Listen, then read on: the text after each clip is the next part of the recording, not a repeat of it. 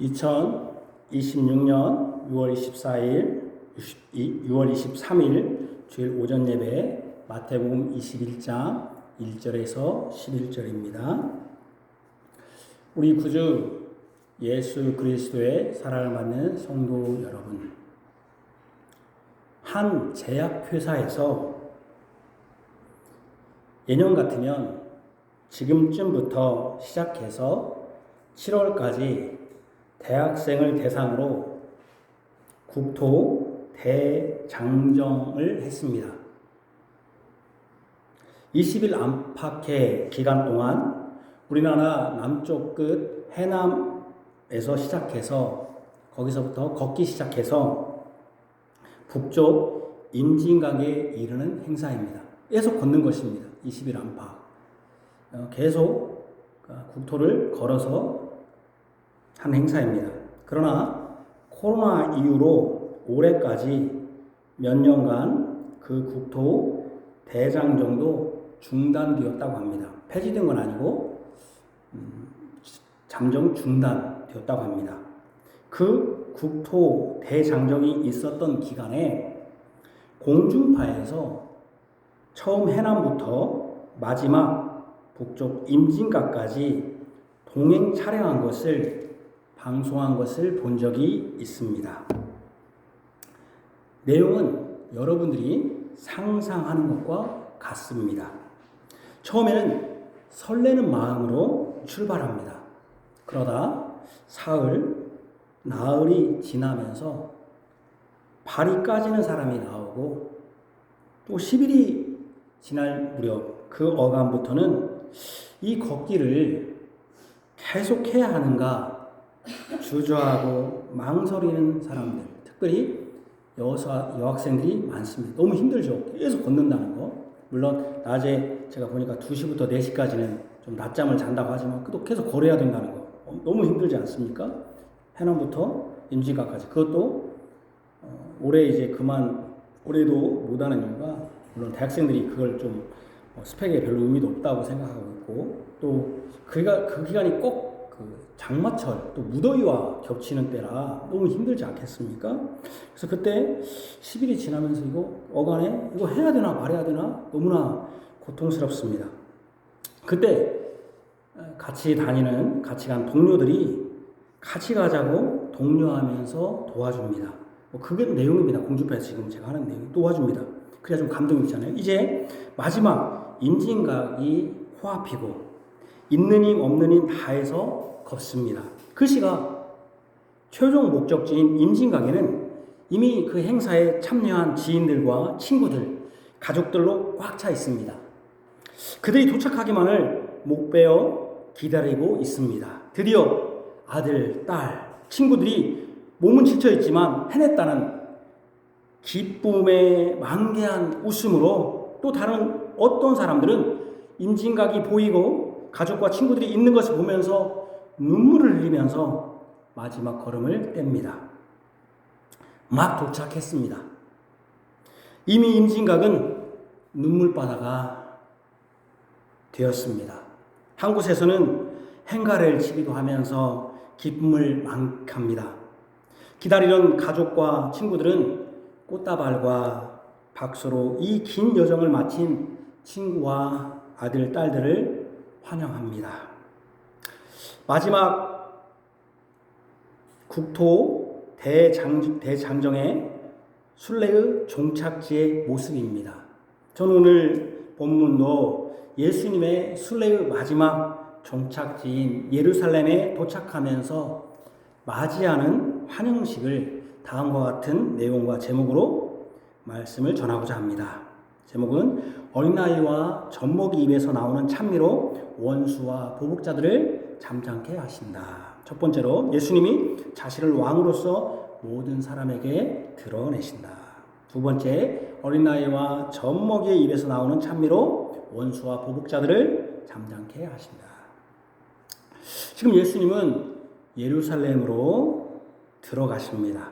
그 목적은 유월절을 예루살렘에서 지키기 위함입니다. 이것은 예수님만 해당되는 여정이 아닙니다. 모든 유대인이라면 각지에서 유월절을 지키기 위해서 예루살렘을 향해 걷습니다. 교통수단이 걷는 것밖에, 또는 말이 있겠지만 대부분 걷습니다. 마태복음 27장 32절을 보시면 예수님의 십자가를 억지로 지고 가게 된 시몬이라는 인물이 있는데, 그 사람은 구레네 사람이다. 그 구레네는 아프리카 지역입니다. 사도행전 2장은 예루살렘에 모인 사람들의 지역을 열거합니다. 많지요. 굉장히 많죠.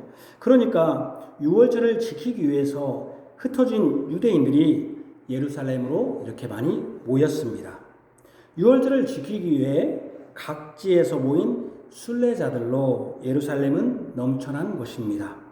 예수님과 그 제자들도 그 순례자 무리 중 한 무리였습니다. 이제 그 순례의 끝인 예루살렘에 도착한 것입니다. 국토 대장정 순례로 말하자면 임진각에 도착한 것입니다. 이때 예수님은 지금까지의 자신의 행동과는 다른 행동을 하셨습니다. 지금까지 예수님은 여러 기적과 표적을 보여주셔서 병든 자를 고친다든지 귀신을 쫓아내신다든지 수많은 사람들을 적은 음식으로 먹이셨습니다. 그때마다 예수님은 그들이 병 나은 것을 드러내지 말라고 하셨습니다. 소문내지 말라. 많은 사람을 먹이신 후에는 예수님이 한적한 곳으로 조용히 떠나셨습니다. 자신을 드러내지 말라, 소문내지 말라라고 하셨습니다. 한마디로 말하면 지금까지의 행보는 조용한, 또 시크릿, 비밀스러운, 드러내지 않은 행보였습니다. 대중에게 자신이 드러나는 것에 극도로 주의하셨습니다. 그런데 이제 예루살렘에 들어가시는 이때는 지금까지의 조용하고 숨겨진 시크릿, 비밀스러운, 또 미스테리한, 신비로운 이미지와는 달리 자신을 분명히 드러내시기를 원하셨습니다. 예수님이 자신을 드러내신 존재, 어떤 존재로 드러내시기를 원했냐면 왕으로서 드러내시기를 원했습니다. 왕으로서. 자신이 왕으로서 예루살렘에 들어가신다는 것입니다. 5절입니다. 시온 딸에게 이르기를 내 왕이 내게 임하나니 그는 겸손하여 나귀 곧 멍에 매는 짐승의 새끼를 탔도다. 여기 왕이 나오고 짐승의 나귀 새끼가 나옵니다. 시온의 딸은 하나님과 언약한 이스라엘 백성 전체를 의미합니다. 내 왕은 이스라엘의 왕입니다. 시온의 딸은, 시온은 예루살렘 성에 있는 곳이니까 예루살렘에서 나왔다. 10번에 보니까. 그렇기 때문에 시온의 딸은 이스라엘 백성 전체, 내 왕은 이스라엘의 왕입니다. 그런데 이 왕이 너의 왕, 바로 이스라엘의 왕이라는 증거로 분명하게 볼 수 있는 것이 뭐냐 하면 바로 특별히 나귀 새끼라는 것입니다. 이 사람이 왕이라는 것을 분명히 보여주는 표적이 있어야 할 거 아닙니까? 표적이라는 게 뭐냐면 표시하는 어떤 기이한 것들이 있어야 됩니다. 이 사람이 지금 왕이라는 것을 보여주는 표적이 있어야 되는데 그게 뭐냐면 특별히 나귀 새끼라는 것입니다. 나귀를 타고 예루살렘에 들어가시는 그분을 시온의 딸이, 말하자면 이스라엘 백성, 거기서 시온의 딸은 구약을 배운 이 시온의 딸이 볼 때 그분을 왕으로 인식해야 한다는 것입니다. 예수님은 분명히 이스라엘 백성에게 자신이 왕으로서 예루살렘에 들어가신다는 것을 분명히 보여주기 위해서 특별히 나귀 새끼를 타신 것입니다. 정확히 나귀 새끼를 타신 것입니다. 왕과 나귀 새끼의 관계는 창세기 49장 10절에서 11절을 볼 때 더욱 명확합니다. 규가 유다를 떠나지 아니하며 통치자의 지팡이가 그 발 사이에서 떠나지 아니하기를. 찬우야 뭐냐? 네? 카페 보이는데? 그래요? 카페 보셔야 돼요. 다른 거 보면 안 돼요. 실로가 오시기까지 이르니니 그에게 모든 백성이 복종하리로다. 그의 나귀를 포도나무에 매며 그의 암나귀 새끼를 아름다운 포도나무에 맬 것이며 또 그 옷을 포도주에 빨며 그랬습니다. 여기 보면 주가 뭡니까? 그 왕이 가지고 있는 그 손으로 잡고 있는 지팡이 막대기 같은 걸 주라고 하죠. 주가 유다 지파에서 예수님이 나왔잖아요. 떠나지 않고 통치자의 지팡이, 주는 통치자 왕이라는 것이죠. 근데 모든 사람이 복종한다. 그리고 나귀를 포도나무에 매며 암나귀 새끼를, 여기 왕과 나귀, 특별히 암나귀 새끼를 연관지었습니다. 야곱이 그의 아들 유다에게 죽기 전 유언하면서 축복하는 내용입니다. 유다는 통치자가 될 것이고 그 상징인 규라는 지팡이를 가지게 될 것입니다. 이 유다에게서 나온 그 사람에게 모든 백성은 복종할 것입니다. 그 통치자가 되고 타고 갈 짐승은 나귀인데 특별히 암나귀 새끼입니다. 바로 왕과 나귀 새끼, 유다는 다 예수님이 지금 예루살렘에 들어가시는 장면과 일치합니다. 예수님이 두 마리, 나귀와 나귀 새끼. 그러니까 여기 보니까 나귀와 암나귀 새끼 두 개가 있잖아요. 그러니까 이게 다 그 지금 창세기 49장의 예언이 예수님으로 성취되는 것입니다. 그러니까 예수님이 지금 왕과 나귀 새끼, 유다, 이것은 다 예수님이 지금 예루살렘에 들어가시는 장면과 일치합니다. 예수님은 분명히 자신을 왕으로 모든 사람에게 인식하도록 하시기 위하여 이런 것을 하셨다는 것입니다. 이 본문을 우리가 넓게 또 볼 필요가 있습니다. 이 본문을 이해할 때 이 본문의 구조를 한번 보자는 것입니다. 구조가 어떻게 보냐면 이 구조를 잘 보면 이렇게 되어 있습니다. 여러분 우리가 국어 시간으로 생각해 봅시다. 구조. 예수님이 어떻게 되냐면 예루살렘으로 왕으로 등장합니다. 서론이. 그랬더니 사람들이 그를 어떻게 합니까? 가운데가 본론이 찬양합니다. 그랬더니 결론이 어떻게 됩니까? 그렇게 되니까 결론은 예루살렘 온 성이 막 소란해졌습니다. 그러면서 이 사람이 누구냐 합니다. 그때 무리들이 결론을 맺습니다. 갈릴리 나사렛에서 나온 선지자 예수입니다. 라는 이 구조입니다. 그러니까 첫 번째가 어떻게 됩니까? 예수님이 나귀 새끼를 타고 왕으로서 등장합니다. 예루살렘에. 그러니까 사람들이 가운데가 뭡니까? 본론이 무리들이 막 찬송합니다. 호산나 다윗의 자손이여 오시는 이여 하면서 축복합니다. 그 다음에 거기에 결론이 뭡니까? 이가 누구냐 하면서 온 예루살렘 소동하며 소란하면서 나사렛에서 온 선지자입니다. 이런 구조입니다. 우리가 서론, 본론, 결론으로 가면 자 이런 구조, 그죠? 그런데 어디서 많이 본 세트입니다. 마태복음에서 이런 세트가 있었습니다. 언제였습니까? 그렇죠. 바로 마태복음 2장입니다. 동방박사가 왔을 때, 처음 예수님이 이 땅에 왔을 때도 그랬습니다. 예수님이 동방에서 유다 베들레헴에서 났지만 그때 났을 때 동방에서 온 박사들이 어디를 찾아갔습니까? 어디로 갔습니까? 유다 베들레헴으로 간 게 아니라 어디로 갔습니까? 예루살렘 성으로 갔습니다. 헤로데게 갔죠. 헤로데게. 마태복음 2장을 보시면 동방에서 온 박사들이 예루살렘에 이르러서 유대인의 왕으로, 여기 왕이라고 써 있잖아요.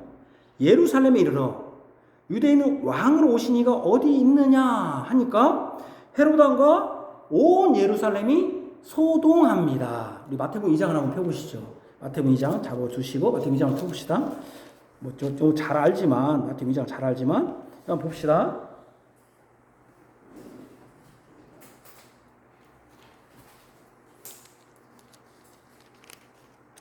여기 2절에 1절에 박사들이 뒤에 부분 예루살렘에 이르러, 예루살렘 맞죠?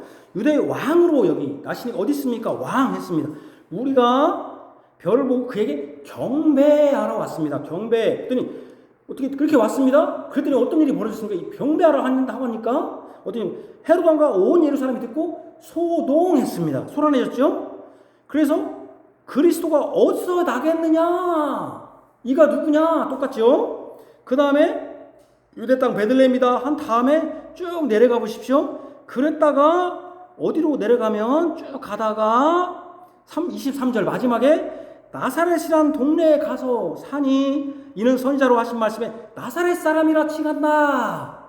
그렇죠? 자, 21장을 한번 펴보시죠. 21장 21장 예수님이 예루살렘에 들어가시니 할 때 어떻게 들어가셨습니까? 10절에 예루살렘에 들어가시니 예루살렘 어떻게 들어가셨냐면은 나귀 새끼 여기 탓도다 그러면서 호산나 다윗의 자손이여 막 이렇게 말합니다. 5절에 내 왕이 내게 임하나니 왕이 나오고 찬송이 나옵니다. 예루살렘에 들어갈 때. 그랬더니 10절에 20장 10절에 온 성이 소동하여 이르되 인가 누구냐 어디서 나겠느냐 똑같죠. 나사렛 갈릴리 나사렛 사람입니다. 나온 선지자 예수입니다. 똑같은 구조입니다. 그죠? 구조가 똑같습니다. 구조가 똑같습니다. 똑같습니다. 그렇죠? 다시 제가 그대로 읽겠습니다. 마태복음 2장을 보면 동방에서 온 박사들이 예루살렘에 일어나서 유대인의 왕으로 오신 이가 어디 있느냐 하니 헤롯 왕과 온 예루살렘이 소동합니다. 마지막 23절에 보시면 나사렛이라는 동네에 가서 사니 이는 선지자라 하신 말씀에 나사렛 사람이라 칭하라 하심을 이루려 함이로라. 여기 예수님이 유다 베들레헴에서 태어나셨을 때 박사들이 예루살렘에서 태어난 줄 알고 왔다면서 유대인을 왕으로 나시니가 어디 있어 하니까 뭔 일인가 해서 소동이 일어납니다. 그래서 누가 물어봅니까? 유대인이 어디서 나냐? 그리스도가 어디서 나냐고 헤롯이 물어보죠. 똑같죠. 여기도 이가 누구냐? 그 온 이스라엘에 있는 그 성에 있는 사람이 물어보죠. 그래서 뭔 일인가 하고 소동이 일어나죠. 예수님이 나사렛에서 거주하게 되면서 나사렛 출신이 됩니다. 이것을 그대로 지금 21장도 보는 것입니다. 5절에 왕이 있고 10절에 소동이 일어나고 11절에 나사렛에서 나온 선지자다. 똑같은 걸 봅니다. 이것은 다시 예수님에 대해서 무엇을 확인시켜 줍니다. 확인시켜 줍니까? 이것이 첫 번째는 예수님이 왕이라는 것입니다. 두 번째는 사단의 공격입니다. 아까 제가 얘기했잖아요. 환영하는데 소동하고 또 뭡니까? 왜 여러분 예수님이 나사렛 예수가 됐습니까? 왜 나사렛 출신인데 예수님은 베들레헴 출신이거든요. 근데 왜 나사렛 출신이 됐습니까? 나사렛에서 뭐 선한 것이 나겠냐. 아 그래서 아니 왜 처음에 나사렛 출신이 됐죠? 나사렛 원래는 베들레헴 출신이잖아요. 그런데 왜 거기서 자라게 됐죠? 그래서 자라게 돼서 어쩔 수 없이 나사렛 출신이 됐죠. 왜 그랬죠? 헤롯이 조금 이따 설명하겠지만 두 살 아래로 다 죽여버리자 해가지고 예수님이 어떻게 했습니까? 애굽으로 피난했죠. 사단이 그것을 제가 뭐라고 했습니까? 마치 애굽에서 바로가 애들을 다 죽이듯이 사단이 공격을 한 것이죠. 예수를 죽여야 하잖아요. 왕이 왔으니까 자기가 지금까지 왕이었는데 그러다 보니까 애굽으로 피신했죠. 피신한 다음에 예수님이 다시 돌아가려고 했는데 헤롯의 아들들이 거기를 다스린다고 하니까 못 들어간 거죠. 그래서 어쩔 수 없이 절로 피신한 거죠. 결국 첫 번째 태어났을 때 누가 이겼습니까? 이 싸움에서 누가 이긴 겁니까? 누가 이겼습니까? 사단이 이겼잖아요. 사단이 이기니까 저 변방으로 물러난 거죠, 예수님이. 그러죠? 자, 이제 이런 구조를 여러분들이 알고 이 본문을 보셔야 된다는 거예요. 왜 나사렛 예수가 됐는가? 그러니까 나사렛 예수가 됐다는 것은 누가 승리했다는 겁니까? 사단의 승리입니다. 예수님이 쫓겨나가지고 어쩔 수 없이 뭐가 똑같냐면은 내가 원래 북한에서 내가 예를 들면 여기 전라도에서 익산에서 태어났다고 합시다. 그런데 제가 이거 본문 없지만 근데 여기서 쿠데타가 일어난 거예요. 그래갖고 왕이 여기 출신이라고 하면은 말하자면은 뭘 안 써줘. 아무것도 직장 취직도 안 돼. 그러면 제가 익산이라고 하고 어디다 하겠습니까? 저 광주 출신입니다. 이렇게 할 수밖에 없잖아요. 그런 경우 옛날에 있잖아요. 그죠? 그거 똑같은 거잖아요. 누가 승리한 겁니까? 나사렛이라고 하는 그 단어에서 누구의 승리를 말하냐면은 왕으로 났는데 결국 누가 승리했다? 사단이 일시적 승리를 한 것을 보여주는 단어가 나사렛에서 온 예수, 나사렛 출신한 예수라는 그런 의미라는 것이죠. 하여튼 어쨌든 이런 똑같은 구조입니다. 예루살렘이 왕이 왔더니 예루살렘이 소동하고 또 나사렛 예수입니다. 이런 구조가 똑같은 구조가 지금 21장 예수님이 처음에 태어날 때 그 구조가 마지막 이제 종착지로서 예루살렘에 갈 때 똑같은 구조가 난다는 것입니다. 그러면 우리는 똑같은 구조가 났다면 어떤 결론을 생각할 수 있습니까? 간단하게 생각할 때 똑같은 결론이 날 것이다. 그러면 누가 이길 것이다? 사단이 이길 것이라고 하는 것을 우리는 추론할 수 있다, 유추할 수 있다. 이렇게 볼 수 있는 것이죠. 그런데 이때 어떤 일이 벌어지는가? 이게 본문의 이게 핵심이에요. 이게 이 본문에 이걸 우리가 놓치면 안 된다는 거예요. 무슨 말인지 아시겠습니까? 지금까지는 사단이 이겼구나. 그럼 다시 똑같은 방식으로 예수님이 이제 왕으로 가신다. 그럼 어떤 일이 벌어지는가? 그런 겁니다. 이것은 다시 예수님에 대해서 무엇을 확인시키냐면 왕이시다는 거. 아까 왕으로 갔으니까 또 사단의 공격을 상기시킵니다. 잊었던 사단의 공격. 예수님이 이 땅에 아기로 태어났을 때에도 예루살렘은 소란스러웠습니다. 온 성이 막 소란했습니다. 이제 예수님이 마지막 여정을 위해 예루살렘에 들어가실 때 온 성이 소란스럽고 소동했습니다. 예수님이 아기로 태어났을 때도 왕으로서 예루살렘에 있는 사람들을 소란케 했고 마지막 여정으로 예루살렘으로 들어가실 때도 왕으로서 예루살렘을 소동케 했습니다. 처음과 마지막에 예루살렘을 소동케 한 원인은 무엇이었습니까? 예수님이 누구다? 왕이라는 것 때문에. 왕이다. 이 왕에 대한 것에 소동한 무리들은, 자, 이제 이 무리들을 잘 생각해 봅시다. 잘 추적해 봅시다. 처음에는 헤롯과 온 예루살렘이었습니다. 그러니까 누구는 빠졌죠? 동방박사님 빠졌습니다. 그 전에 있었던, 그 지역에 있었던 예루살렘에 있었던 헤롯과 온 예루살렘. 이라면 마지막 예루살렘에 들어가실 때는 예루살렘 온 성이었습니다. 이때 소동했습니다. 갔습니다. 그리스도가 어디서 나겠느냐 묻던 무리는 이제 이가 누구냐라고 묻고 있습니다. 똑같죠? 구조가. 왜 왕이 온 예루살렘을 소동케 하는 원인입니까?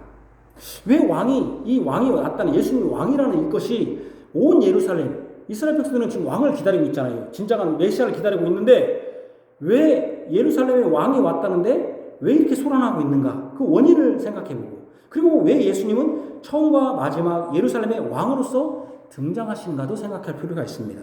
이것은 첫사람 아담의 죄와 관련이 있습니다. 이제 예수님이 예루살렘에 오셔서 예루살렘을 아주 공격하세요. 계속. 그런 내용이에요. 첫사람 아담의 죄와 관련이 있습니다. 그는 사단의 말을 들었습니다.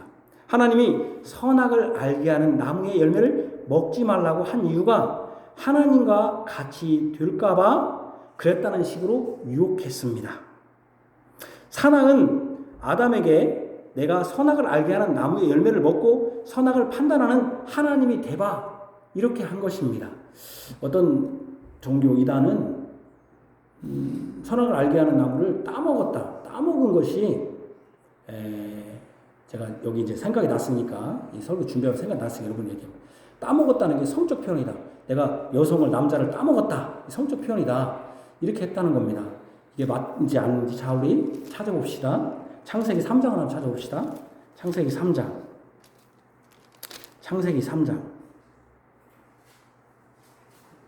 몇 절이냐면은,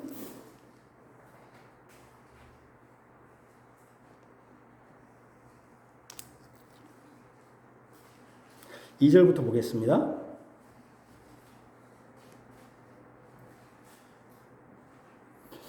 여자가 뱀에게 말하되 동산 나무의 열매를 우리가 먹을 수 있으나 동산 중앙에 있는 나무의 열매는 하나님의 말씀에 너희는 먹지도 말고 만지지도 말라, 너희가 죽을까 하노라 그랬습니다. 자, 그 다음에 우리 그 명령이 어디 있죠? 먹지 말라는 명령이 16절, 2장 16절. 여호와 하나님이 그 사람에게 명하여 이르시되 동산 각종 나무의 열매는 내가 임으로 먹되 선악을 알게 하는 나무의 열매는 먹지 말라 그랬습니다. 여기 먹는다는 게 따먹는다는 표현이 아닙니다. 먹는다는 게 음식을 먹는다는 겁니다. 따먹는다는 표현도 아니고요. 또 하나는요, 여러분 여기 중요한 표현이 16절입니다.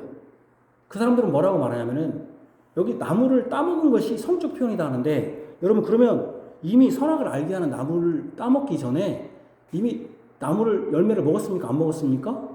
먹었잖아요. 여기 보니까 네가 동산 각종 나무의 열매는 네가 임으로 먹되, 이미 여러분 나무를 따먹는 거, 이 따먹는 표현이 성적 표현이라면은 이미 동산 나무를 먹기 전에, 중앙에 있는 선악을 알게 하는 나무를 먹기 전에 이미 다른 나무를 다 따먹었어요. 그럼 성적 관계가 다 맺었다는 거 아닙니까?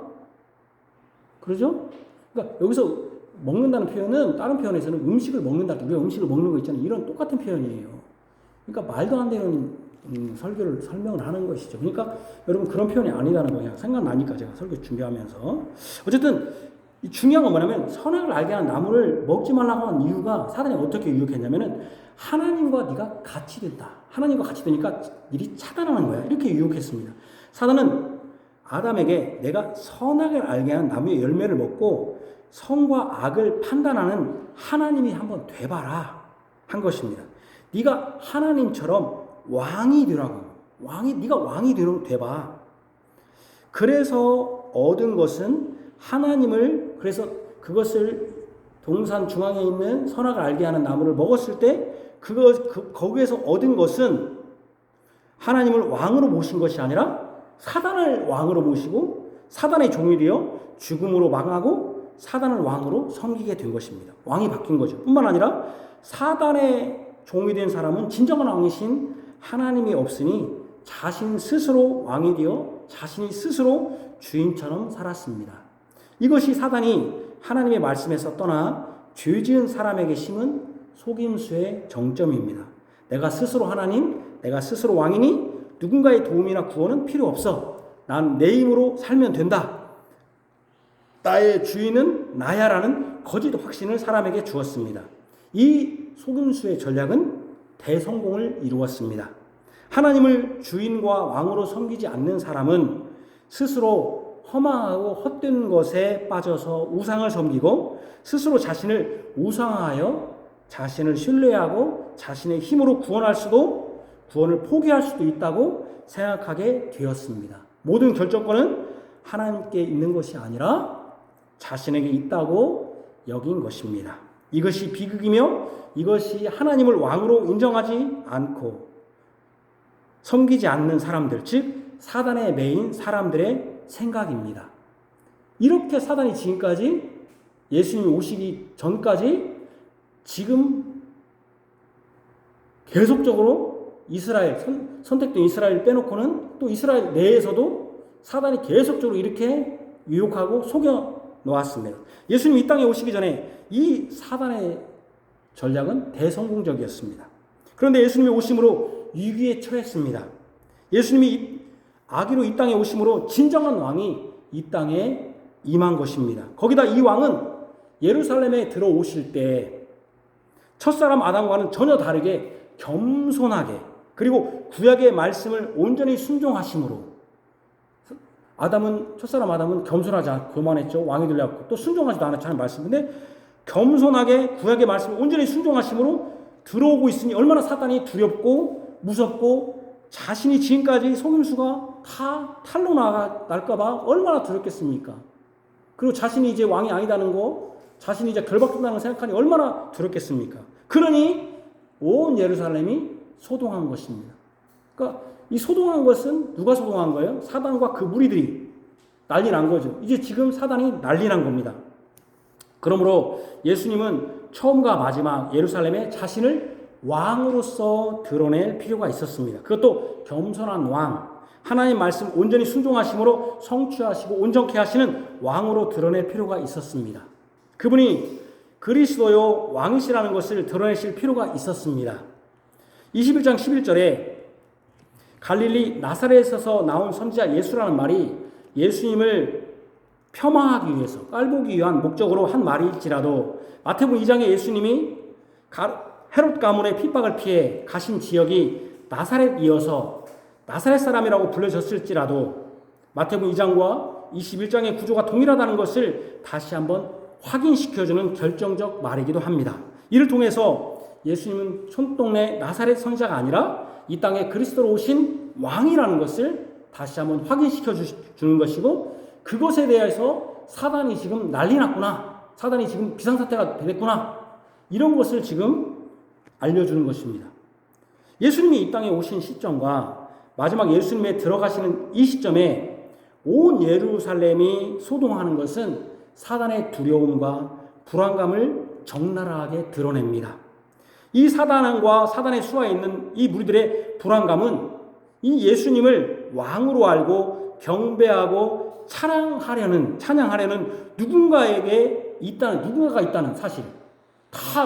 나한테 다 속에 넘어갔다고 생각했는데 예수님이 왕으로 왔을 때 누군가가 찬양하는 누군가, 경배하는 누군가가 있다는 그 사실에 더욱 고조됩니다. 마태복음 2장 2절에는 유대인의 왕으로 나시니가 어디 계시냐 우리가 동방에서 그의 별을 보고 그에게 경배하러. 그러니까 뭔 말입니까? 지금 이스라엘 땅에는 완전히 자기가 다 수하에 넣어갔고요. 아무도 경배하는 사람이 없어요, 예수를. 근데 변수를 넣지 않은 한 인물이 탁 튀어나온 게 누구예요? 저 이방에서, 동방에서 사단이 지금 이 이스라엘을, 하나님의 선민의 이스라엘을 다 속였어. 예수를 알지 못해. 하고 다 그냥 왔는데도 알지 못하는데 변수를 두시면 이방은 내 땅이다. 내가 다 잡고 있다고 생각했는데 생각하지 못한 동방에서 온 누군가가 있었다는 거예요, 경배하러. 얼마나 사단이 놀랐겠습니까?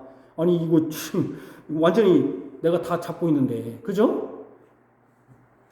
마태복음 이런 거 똑같죠. 북한에 수령이 있다고 했는데 누군가가 예수님 찬양하고 있다면 누가 제일 놀라겠어요? 김정은이가 놀랄 거 아니에요. 쿠데타 일으킨다면 얼마나 놀라겠어요. 마태복음 21장 9절에 이 온성을 다 잡았다고 생각했더니 앞에 가고 뒤에 따르는 무리가 소리 높여 이르되 호산나 다윗의 자손이여 찬송하리로다. 주의 이름으로 오시는 이여 가장 높은 곳에서 호산나 하더라 하니까, 아니 이게 뭐야? 갑자기 누군가가 노래를 부르고 있다는 거예요. 예수님은 탄생하신 후 자신을 예루살렘에 보이시지 않았습니다. 그때는 보이지 않았습니다. 그러나 이제 자신이 왕으로서 예루살렘에 드러내셨습니다. 이런 소돔과 예수님을 왕으로서 알아보지 못하는 상황에서도 그를 경배하고 찬양하는 무리가 있었습니다. 탄생 때는 동방에서 온 박사들이요, 지금은 예루살렘에 있는 사람들이 예수님을 찬양했습니다. 다윗의 자손이요 호산나 했습니다. 9절의 내용, 21장 9절의 내용은 시편 118편 25절에서 26절을 인용해서 찬송한 것입니다. 여호와여 구하옵나니 이제 구원하소서. 여호와여 우리가 구하옵나니 이제 형통하게 하옵소서. 여호와의 이름으로 오는 자가 복이 있으며 우리가 여호와의 집에서 너희를 축복하리라. 여호와의 집, 바로 예루살렘 성이죠. 이것은 여기서 호산나 똑같이 21장에 보면 호산나 다윗에서 찬송하리다. 주의 이름으로 오시는 이여, 여기 봐요. 여호와 이름으로 오시는 이여. 이게 지금 18편 25, 26절이 말하자면은 유월절을 지키기 위해서 예루살렘에 올 때 다 찬송하는, 그 사람들 격려하는 이런 거거든요. 마치 임진각이 도착할 때 오는 것처럼 똑같은 내용이에요. 호산나 다윗의 자손이여 찬송하리로다. 주의 이름으로 오시는 이여 가장 높은 곳에서 호산나 하더라. 호산나 하잖아요. 그 뜻은 우리를 구원하소서. Please save us. 우리를 구원하소서입니다. 예루살렘에 있는 성전인 여호와의 집에 오는 모든 사람들은 호산나 하면서 환영을 받습니다. 마치 국토 대장정의 최종 목적지인 임진각으로 오는 대원들을 축하하며 박수로 환호하는 것과 같습니다. 마치 마태복음 21장에 예수님이 예루살렘으로 순례의 여정을 마치고 유월절을 지키기 위해서 들어와서 이런 환대와 환영을 받는 것은 특이한 일은 아닙니다. 제자들과 사람들이 그 앞에 중려가지를 펴고 나귀에 겉옷을 올려 안장을 올리고 앞뒤에서 호산나 하는 찬송은 순례자가 마지막 종착지에 도달했을 때 하는 다양한 행동 중에 하나일 수 있습니다. 물론 예수님을 왕으로 여기고 왕이 행차하는 것처럼 하는 것은 그 다양한 환영하는 행태 중에서도 좀 독특하다고 할 수 있습니다만은, 왜냐하면 보편적으로 이스라엘을 왕이라고는 하지 않거든요. 근데 왕이라고 한 것은 굉장히 독특하다 할지라도 어찌되었든 순례의 마지막에 그 순례길을 인도하신 하나님을 찬양하면서 호산나 하면서 주의 이름으로 여호와의 집인 이 예루살렘 성전에 오는 자에게 복을 빌고 축복하는 것은 특별한 행동은 아닙니다. 그럼에도 불구하고 이 예루살렘으로 주의 이름으로 여호와의 집에 들어오는 예수님의 찬송이, 예수님께 드리는 찬송이 다른 여타 지금까지의 동일한 환호와 찬송과 다른 것은 이 예수님이야말로 그들이 지금까지 축복하고 복이 있다고 한 그 찬송의 내용을 호산나 구하오니 여호와여 구원하소서라고 하는 이 찬송의 내용을 온전히 성취하실 왕, 구원자라는 것입니다. 예수님이야말로 차이가 있다는 거죠.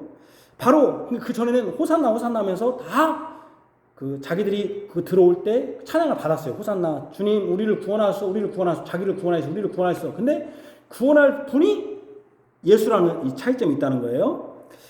바로 예수님이 호산나, 즉 Please save us, 우리를 구원하소서 성취하실 분이라는 것입니다. 이것은 지금까지 수많은 사람들이 예루살렘의 절기를 지키기 위해 순례길을 거쳐오고 가면서 호산나라고 찬송과 환호와 축복을 받았을지라도 그들을 구원할 왕은 아니었다는 것입니다. 오직 이 예수님만이 이스라엘을 구원할 온전히 호산나 찬송과 축복의 환영에 합당한 분이라는 것입니다. 여기서부터 잘 들어보세요. 여기까지는 여러분들이 있을 수 있습니다. 여기서부터 잘 들으십시오. 찬호 여기서부터 잘 들어라. 공부 잘하는 사람은 여기서 잘 들어야 돼요. 시험 문제가 여기서 나와.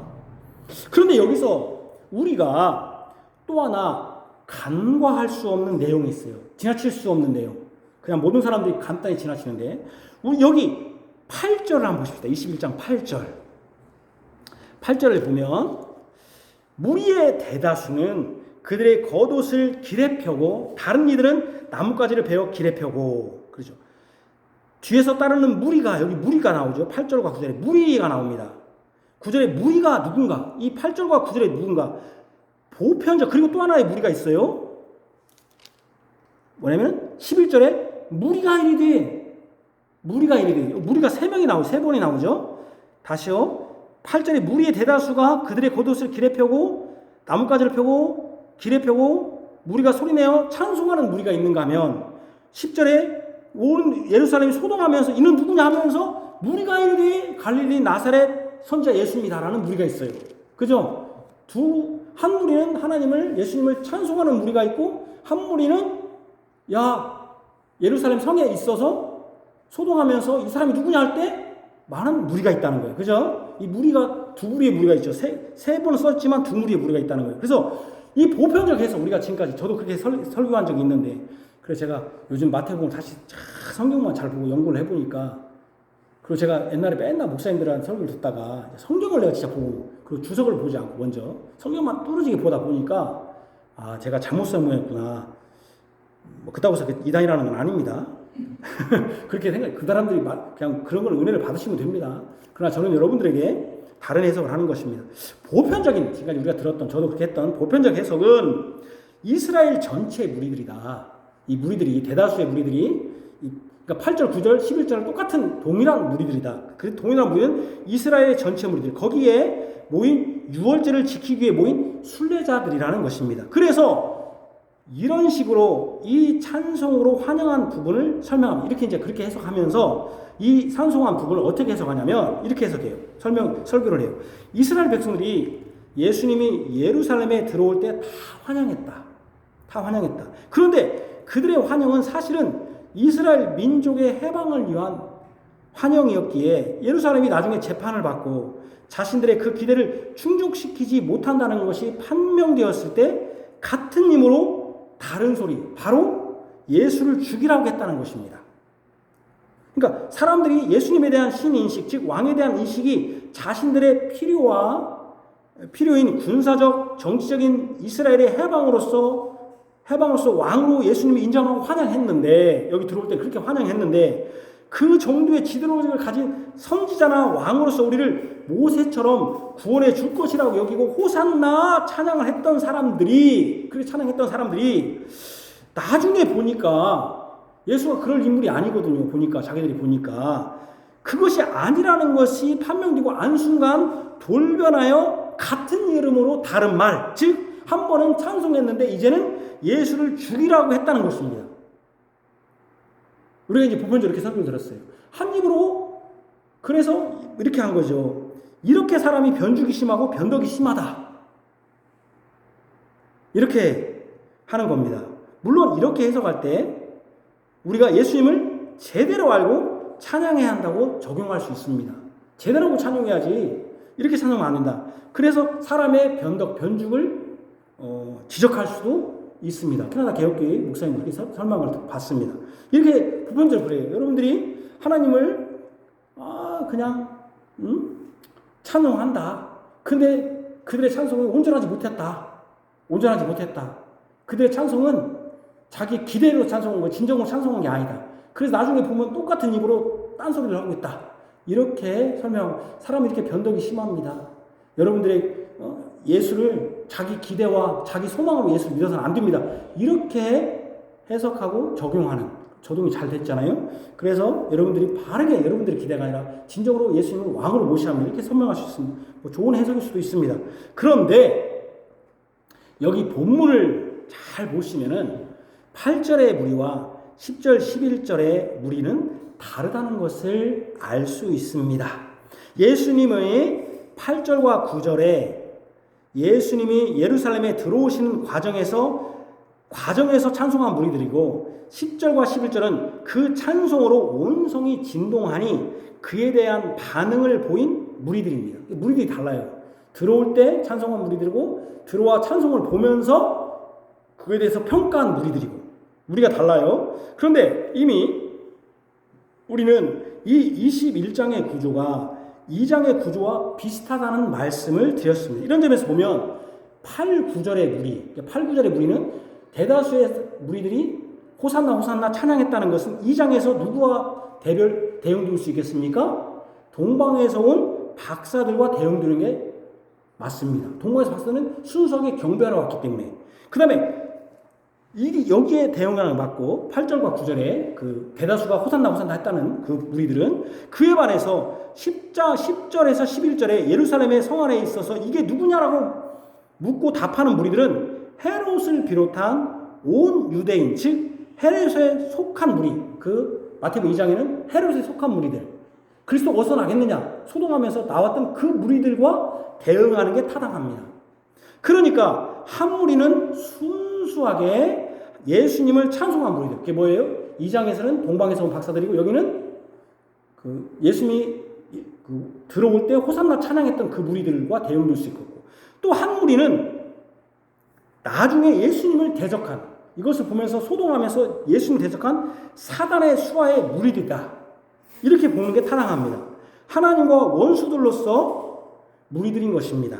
그런데 우리가 이런 식으로 대응하는 것이 타당하다고 하고 개연성을 그럴 것이다, 그럴 것 같다라는 개연성이 그런 뜻이 아니라 개연성이란 뭐예요? 그럴 것이다, 뭐뭐가 같을 것이다라는 적용하는 것보다 더 확실한 얘기를 해야죠. 개연성으로 얘기하면 안 되잖아요. 제가 지금까지는 개연성 그렇게 대응하는 게 맞다 보는 것도 타당합니다. 아까 제가 그 개연성으로 보는 게 뭐예요? 아까 그 무리들이 자기의 기대 가지고 했다. 근데 나중에 기대가 무너지니 딴소리 했다는 게 뭐예요? 개연성인 거죠. 자기가 생각하는 개연성이잖아요. 그러니까 제가 이렇게 보는 것도 타당하다는 것도 개연성. 그럴 것 같다, 그럴 것이다 라는 개연성이잖아요. 저 누나보다 더 확실하게 명백한 정확한 100% 팩트, 그 호산나 하면서 찬송한 무리들을 성경은 지시해서 가르쳐 준다는 거예요. 몰랐죠? 저도 몰랐습니다. 성경에 있다가 저도 내가 왜 이것을 몰랐을까? 세상에 왜 몰랐겠을까요? 저도 성경을 내 머릿속으로 짜 맞춘 거죠. 성경을 본 게 아니라 성경을 나의 생각을 먼저 만들어 놓고 적용할 거 만들어 놓고 성경을 내 머리에 짜 맞추니까 그렇게 가는 거죠. 성경을 안 보고. 저도 지금까지 그렇게 될 수 있어요. 이 호산나 하면서 찬송한 무리들이 분명히 21장에 나오는데 그들이 누군가 할 때 여러분 15, 16절을 보십시다. 15, 16절, 21장 15, 16절 같이 읽겠습니다. 같이 읽겠습니다. 시작.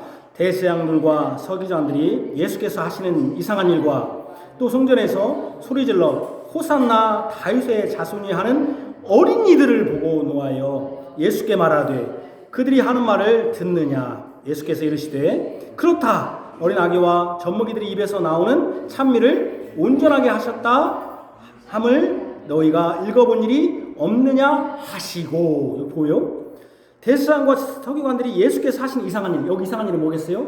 매매하는 자들 쫓아내고 또 맹인과 저는 자들을 고쳐주는 이상한 일을 하는 것과 이게 또 뭡니까?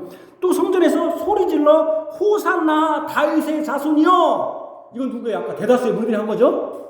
호산나 다윗이여 하는 뭘 보고? 어린이를 보고. 누가 노했어요? 대제사장들이. 누가 호산나 다윗이라고 했다고 하는 거예요? 어린이들이 했다는 거예요. 어린이들이. 여기 그래서 뭐라고 했습니까? 예수께서 그들이 하는 말을 듣느냐. 예수께서 그렇다. 어린아이가 젖먹이 입에서 나오는 찬미. 누가 찬송한 거예요? 아이들. 여기서 온전케 했다. 우리 번역은 온전케 했다로 번역했습니다. 다음 주에 제가 온전케가 아니라 다른 의미로 번역을 할 텐데 어떤 사람들은 이 말을 그냥 자기 기대로 했다. 자기 욕망으로 했다는 거예요. 성경은 뭐라고? 온전케 했다. 퍼펙트라고.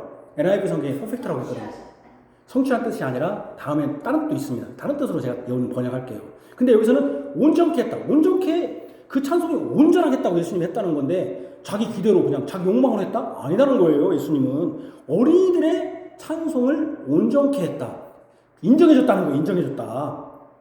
온전케 했다는 번역보다는 다른 표현이 더 좋습니다. 사실은 예비했다 또는 임명했다. 어린이들이 찬송하도록 임명했다는 표현이 더 좋은데 어쨌든 오늘 이렇게 번역을 했습니다. 그냥 번역한 대로 할게요. 어쨌든 여기 보니까요.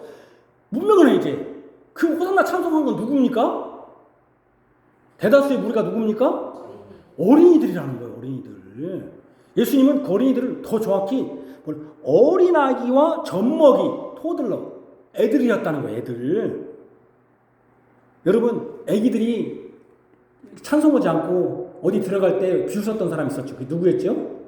애들이라고 다 찬송한 게 아니에요. 어떤 사람은 들어갔는데 여리고성에 들어갔는데 여리고성입니까? 들어갔는데 비웃음 받았어요. 누구죠? 뭐 때문에? 그 사람이 머리가 감사합니다. 제가 요즘 머리가 많이 납니다. 다른 문제 들었는데 대머리라고 누굽니까? 엘리사. 그렇죠. 대머리야 하면서 어린이라고 다 찬송하는 거 아니에요. 고메겠지. 그렇죠. 어린이라고 찬송하는 게 아닙니다. 애들이 그냥 찬송하는 게 아니에요. 예수님을 알고 찬송했다니까요. 우리는 찬송하는 게 아니에요.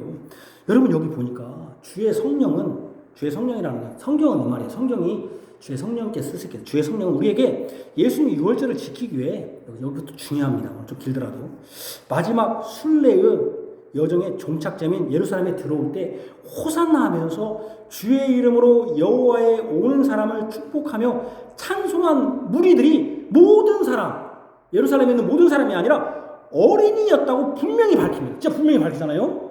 물론 이것이 여기 성전에서 소리 질렀다고 했으니 예루살렘 성전 안에 들어와서까지도 찬송했다는 의미로도 해석할 수 있고 여전히 나중에까지 어린이가 찬송했다고 해석할 수도 있습니다. 그러나 중요한 것은 예수님은 호산나 다윗의 자손이여라고 찬송한 무리가 누구였다? 어린이들이라는 것을 분명히 말씀한다는 사실입니다. 그렇으면서 예수님이 다시 어린 아기와 젖먹이들이 입에서 나오는 찬미를 온전하게 하셨다라고 하는 시편 8편의 말씀을 인용한다는 것입니다. 제가 읽겠습니다. 시편 8편 2절. 주의 대적으로 말미암아 중요해요. 어린 아이들과 젖먹이들의 입으로 권능을 세우시며 이는 원수들과 보복자들을 잠잠하게 하려 하심이니이다. 여기 시편 8편에 어린 아기와 젖먹이들의 입에서 나오는 찬송이 왜 의미가 있는가? 왜 의미가 있어요? 왜 의미가 있는가? 어린아이와 젖먹이들의 입에서 나온 찬미가 왜 의미가 있느냐면은 그들의 찬송은 뭘로 말미암은 거예요? 뭐 때문에 찬송이 된 거예요? 주의 대적으로 말미암은 것이고 그래서 그의 찬송으로 말미암아 주의 대적자인 원수들과 보복자들을 잠잠케 하기 위한 것이었다는 거예요. 찬송이. 누구를 잠잠케 한 거예요? 사단을. 놀랍잖아요. 이게 진짜 이게 은혜예요. 정말 주님의 은혜예요. 이게 이제 너무 이 말씀이 너무나 은혜롭잖아요. 어린이 찬송이 힘이 없는 가장 그 아이들의 찬송이 누구를 이겨버린 거예요? 사탄을 이겨버린 거예요. 사탄이 꼼짝 못한 거예요. 잠잠이 돼버린 거예요. 얼마나 은혜입니까?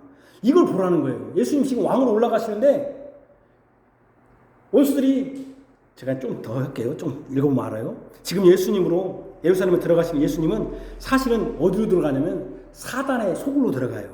강도의 소굴로 들어가시는 거예요. 강도의 소굴이라고 했잖아요. 강도의 굴로를 만든다. 들어가는 거예요. 결국 예수님은 어떻게 하냐면 예루살렘 들어가서 주의 대적들과 원수들에 의해서 죽임을 당하기 위해서 들어가시는 것입니다. 사단은 예수님이 예루살렘에 들어오는 것을 보면서 자신의 승리를 확신했을 것입니다. 왜요? 손성도님? 왜 확신했을 거예요? 들어오는 거 보면서 자기가 이겼다고 생각했을 거예요. 왜요? 이겼다. 끝. 그랬을 거예요. 왜요? 십자가에서 죽을 것입니다. 그렇죠. 그리고 여기 있는 사람들은 다 강도의 내 수하에 있는 사람들이야. 대제사장. 예, 다 내 수하에 있는 사람, 다 그 사람들이 다 그러잖아요. 거기다 대고 뭐라고 했지 아까? 이 사람이 누구냐 했더니 그 사람들이 뭐라고 말했어요? 거기 있는 사람들이 나사렛 출신 예수다. 선지자 예수다. 그건 다시 말하면 뭐다? 마태복음 2장에 보면 왜 나사렛에 갔어요?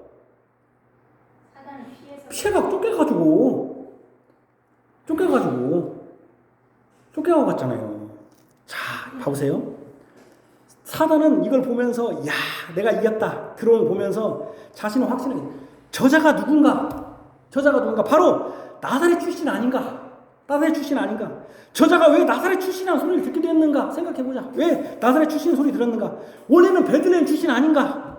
그런데 그가 태어났을 때 내가 두 살 안에 영아들을 다 죽인다는 말을 듣고 애굽으로 도망쳤던 자가 아닌가? 나한테 쫓겨났던 자 아닌가? 그죠? 거기서 다시 베들레헴으로 못 들어온 이유가 뭐야? 들어오지 못했잖아요. 내 수하에 충실한 종들이 두려워서 별 수 없이 쫓겨나서 갔던 곳이 어디야? 나사렛 변방이라고 도망친 자가 아닌가? 이미 그가 태어났을 때 승리를 맛봤던 그 존재 아닌가? 이게 그거예요. 지금 나사렛 예수다 한 의미가 내가 승리했던 그 예수 아닌가? 그 나사렛 출신 아닌가? 그죠? 그래서 선지자라고 딱 표현을 해버리잖아요. 아닌가? 이미 내가 태어날 때 승리를 맛봤던 그 존재 아닌가? 그때는 태어날 때는 어떻게 용케 살아남아서 다시 이곳 예루살렘에 왔지만 이 예루살렘 이미 내가 접수한 내 소굴이니 이번에는 네 목숨 확실히 끝을 봐야겠다. 끝까지 가보자. 넌 이제 끝났다. 했을 것입니다. 주의 대적과 원수들은 예수님을 그런 존재로 여겼고 그것을 마태복음 2장의 동일한 구조로 말씀을 전개함으로써 우리는 어떤 결론을 낼 수 있어요? 사단이 다시 승리하고 주의 대적자들과 원수와 보복자들이 개가의 찬송을 부르는 것을 기술할 것이다. 이렇게 나오는 거죠. 개가가 이제 찬송이죠. 자기들이 노래를 부르는 거니까. 개가를 부르면서 환호를 할 것이다. 이렇게 나오는 결론이 나오는 거잖아요. 그죠? 개가를 내가 부를 것이다. 이렇게 기술한 것입니다. 그런데 사단이요. 전혀 예상하지 못한 변수로 두지도 않은 일이 벌어진 거예요. 여기에. 놀라운 거예요. 우리가 이걸 놓치면 안 돼요. 마치 마태복음 2장에 이스라엘은 예루살렘에 오실 때 경배하지도 않는데 예상치 못하게 저 멀리 이방 땅에서 온 박사들이 경배했듯이 여기 예상치 못하게 어린이들 그것도 젖먹이들의 입에서 나오는 찬송소리가 들린 거예요. 사단은 이 예루살렘의 모든 사람을 내가 다 통제하고 있다고 여겼을 겁니다. 그런데 이 살벌한 예수님의 원수와 대적자들 앞에서 찬송이 울려 퍼진 거예요. 다윗의 자손이여 우리를 당신이 구원자입니다. 당신이야말로 주의 이름으로 여호와의 집에 오시는 구원자입니다. 왕입니다라는 제잘거리는 찬송소리가 들린 것입니다. 사단은 어린이들까지는 통제하지 못한 것입니다. 시편 8편에 원수들과 보복자들을 잠잠케 하시다는 말씀이 예루살렘에 올라갈 때 들어가실 때 성취됐습니까? 안 됐습니까? 성취된 겁니다. 얼마나 놀랐습니까? 시편 8편 그 찬송이 그냥 우리는 그냥 아이고 무슨 어린애들이 무슨 의미가 있어 원수들이 뭔 의미가 있어 하지만 이때 아무도 찬송하지 않았는데 원수들을 잠잠케 한 것이 누구다? 어린이였다는 거예요. 얼마나 놀랍습니까? 이 보잘것없는 어린아들. 근데 그 힘이 마치 예수님이 겸손하게 나귀를 타지만 그 힘이 사단을 잠잠케 하는 그 찬송소리가 어린아들의 찬송소리가 그러니까 교회에 어린아들이 찬송하는 째들 한다고 여러분 하면 안 돼요. 얼마나 원수들을 잠잠케 하는 거예요. 사단을 꼼짝 못하게 하는 거예요. 잠잠케 한다. 하나님께서 원수들과 보복자들을 침묵하게 했다는 거예요. 침묵하게. 그들의 방해 공작을 무의로 돌리셨습니다. 예상하지 못한 방식으로 구원의 찬송이 들린 것입니다. 맞습니까? 안 맞습니까? 이 해석이 맞습니까? 맞지 않습니까? 정말로 완전히 이게 얼마나 놀랍습니까? 우리는 찬송만 봤지 어린아이들 이 사단의 공격 이 예루살렘 입성할 때 누가 제일 놀랐겠습니까? 사단이 제일 놀랐어요. 왜 이러면 예수님 죽고 3일 후에 자기는 걸짠다는 거 아는데 사단이 얼마나 야를 지금 가만히 갖고 완전히 그냥 깔아뭉개야 되는데 이것은 이미 예수님이 나귀새끼 타셨지만 분명히 왕이신데 그분은 겸손하시지만 모든 전쟁을 끊으실 것이라는 즉 역설로 드러날 것입니다. 스가랴서 있죠. 겸손하게 나귀를 타시나니 나귀의 작은 것 곧 나귀 새끼니라 내가 에브라임 병과 예루살렘 말을 끊겠고 전쟁원을 끊으리니 스가랴 9장 9절에 10절. 예수님은 원수들 앞에서 그의 어린이들을 통해 원수들이 찬송하지 않고 죽음을 모의하는 대적질을 잠잠케 하셨습니다.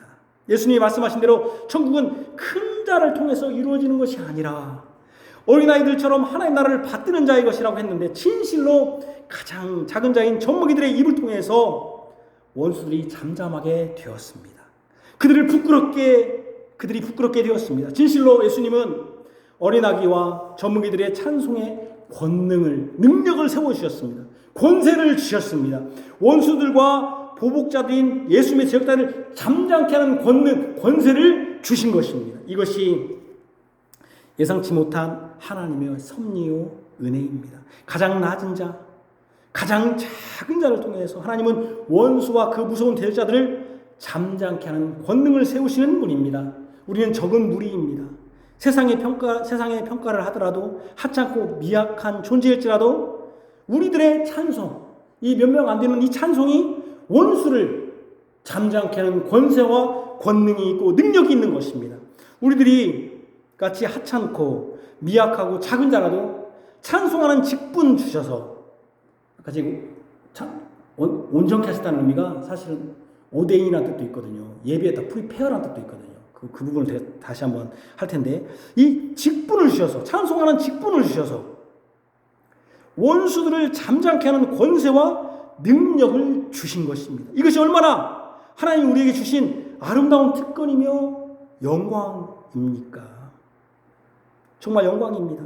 우리의 찬송으로 원수들을 이기고 예수님을 대적하는 사탄과 그 수하들을 잠잠케 한다는 것이 얼마나 영광입니까? 이것이 성취된 것입니다. 시편 8편에 여기서 지금 성취된 것입니다. 이 말씀이 얼마나 감사한 일입니까?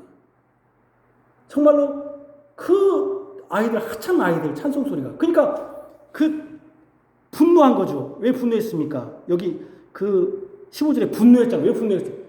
아무것도 아닌 것들, 저거 어린애들. 근데 성경은 뭐라고 했습니까? 예수님은 잠잠케 한다. 원수들이. 니들이 찬송은 뭔 의미가 있냐? 얼마나 놀라운 일입니까? 하나님이 이렇게 우리같이 나약한 자들을 이 찬송을 받으신다는 것이, 원수들을 물리친다는 것이 얼마나 놀라운 일입니까? 얼마나 영광스럽고 얼마나 감사한 일이고 행복한 일입니까? 사탄을 잠잠케 하고 이기는 것은 어떤 대단한 일을 하나 더 대단한 업적을 내는 것이 아니라 사탄이 볼 때 저 무리들은 우리가 감시하고 경계해야 할 대상이 아니라고 여기는 어린이와 젖먹이 같은 미약한 자들에서 입에서 나오는 찬송으로 된다는 것을 확인합니다. 이것이 우리에게 은혜가 됩니다. 우리 아이들의 찬송을 무시해서는 안 됩니다. 우리 학생들의 찬송을 무시해서도 안 됩니다. 우리같이 나약한 사람들의 찬송을 무시해서는 안 됩니다. 이것이 은혜가 됩니다. 우리 교회는 어린아이와 젖먹이가 진학하고 미약합니다. 그러나 우리는 찬양할 수 있고 찬양합니다. 우리는 구원의 주님을 찬송합니다. 왕이신 주님을 찬송합니다. 찬양합니다. 그때 사탄을 이시한 주님을 대적하는 원수들은 다 잠잠하고 부끄러워합니다. 우리가 찬송할 때 부끄러워합니다. 근데 여러분 찬송하지 않아요. 내가 보니까. 여러분 찬송해야 됩니다. 그때 사단은 잠잠하고 부끄러워합니다. 성도 여러분, 예수님은 원수들 앞에서 찬송을 받으셨습니다. 나사렛 예수쯤이야 생각하는 원수들 앞에서 찬송을 받으셨습니다. 호산나 호산나 우리를 구원하소서 우리를 구원하소서라는 찬양을 받으셨습니다. 그렇습니다. 그들의 찬송은 온전했습니다. 그들의 찬송은 정당했습니다. 그들은 찬송하기 위해서 준비되었습니다. 누구처럼 자기 욕망을 찬송한 게 아니라 예수님은 그 찬송을 온전하다고 하셨습니다. 왜냐하면 그 찬송이 하나님을 원수들을 잠잠케 하는 찬송이기 때문에 예수님이 그렇게 인정해 주셨습니다. 왜 우리가 예수님이 온전했다는 그 찬송을 우리가 자기 욕망으로 찬송했다고 변주겠다고 함부로 말할 수 있습니까? 아닙니다. 예수님 그 찬송을 온전히 받으셨습니다. 예수님은 진정한 우리의 구원자이시오 왕이시오 가장 높은 곳에서 찬양받으신 영광스러운 제2 되시는 하나님입니다. 겸손하게 구원의 일을 행하시는 주님께 우리는 찬송합니다. 호산나 호산나 호산나 호산나 찬송 있잖아요. 찬송합니다. 오직 우리를 구원하신 분은 예수님 뿐입니다. 다윗의 이름으로 어린이들의 찬미를 온전케 하신 그 주님이 우리의 구원자이시고, 우리도 이 어린이들과 같이 예수님이 오시는 그 예수님을 오실 때 호산나 호산나 찬송할 것입니다. 아멘. 할렐루야. 기도하겠습니다. 하나님 아버지, 예수님이 예루살렘에 입성하실 때, 또 탄생하실 때 동일하게 예루살렘은 온 천지가 소동하고 소란했습니다. 왜 그랬습니까? 왕으로 오시니 지금까지 왕 행세했던 사단이 난리가 났습니다. 비상사태. 하나님 나라를 가지고 왕으로 오셨습니다. 사단은 지금 난리 났습니다. 근데 사단은 여유가 있습니다. 이 전쟁은 내가 이겨 승리했어. 이미 예수님이 나실 때 예수님이 어떤 자인가, 내가 두려워서 쫓겨났던, 그래서 변방 베들레헴 출신인데도 불구하고 베들레헴 출신이라는 속이고 사는, 나사렛 출신이라고 속이고 사는 그 사람 아니던가 라고 하면서 자신은 승리의 창가를 이번에도 예수님이 마지막 종착지인 예루살렘에 입성할 때 창가를 불렀을 것입니다. 그래서 네가 누구냐 할 때 다시 그 예수님이 처음 탄생했을 때 그 얘기를 동일하게 울려 퍼졌습니다.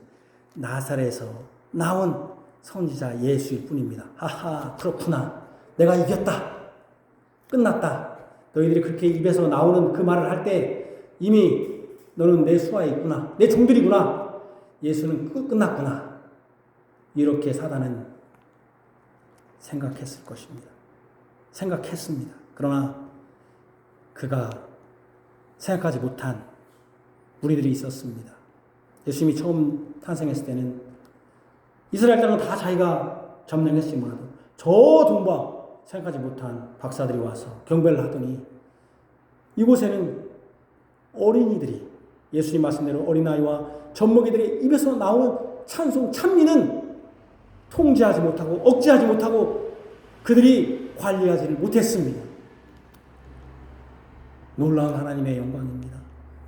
정말 그들은 해마다 예루살렘의 6월절에 오는 모든 사람들을 호산나 호산나 호산나 찬양했지만, 진정으로 그 호산나, 우리를 구원하소서, 여호와여 우리를 구원하소서라는 그 하나님, 구원해 주실 하나님이 왔을 때는 나사렛 예수로 알고 찬송하지 못했지만, 그들을 알아보고 진정으로 찬송한 하찮은 나약한 제자들이 천국에 누가 크냐고 할 때 예수님이 이 어린아이와 같이 되어야 한다고 했던 그 어린아이들이 찬송했습니다. 그랬더니 이 찬송이 능력이 있고 권세가 있고 힘이 있었습니다. 바로 주의 대적자들과 원수들과 보복자들의 잠잠케 했습니다. 그들을 침묵하게 했습니다. 그들을 부끄럽게 했습니다. 왜냐하면 왕을 찬송해야 하는데 그들이 찬송하지 않는데 어린아이들이 찬송한 것입니다. 마치 바리새인들이 예수님을 알아보지 못하면 돌들도 찬송할 거라고 하는 이 세례 요한의 말처럼 아무도 찬송하지 않는데 이 어린아이들이 찬송했습니다.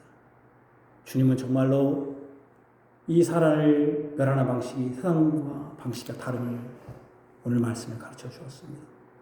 권세 있는 힘으로 하시는 것이 아니라 겸손하여서 말씀을 순종함으로 우리를 위해서 십자가에 죽으시고 고난받으시고 다시 사심으로 되시는, 원수를 잠잠케 하시는 방식, 원수를 이기는 방식이 세상과 다르다는 것을 보여주셨습니다.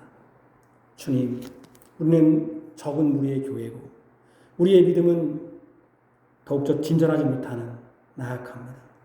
어떤 때는 이런 교회를 세워야 될까라고 하는 의구심이 들 정도로 우리 자신을 의심하게 됩니다. 그러나 이 안에도 분명히 원수와 보복자들을 잠잠케 하는 찬미 소리가 있음을 우리는 목도합니다.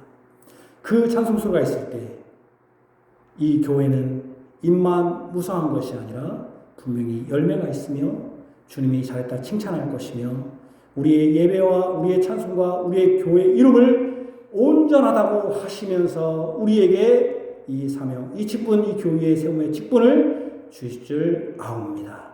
우리가 어린아이와 같이 이제 우리 교회도 예수님이 다시 오실 때 찬송하기를 원합니다. 원수들이 잠잠케 되기를 원합니다.